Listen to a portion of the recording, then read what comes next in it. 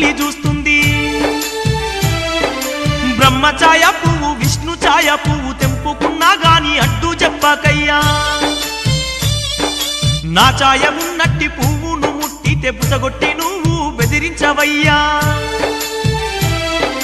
బెదిరించుగాని కాటయ్యబోకు, నన్ను పార్వతీకి దూరం చెయ్యకు. నీ భయముతో నా పర్వతమ్మ కైలాసానికి ఉరికి రావాలి.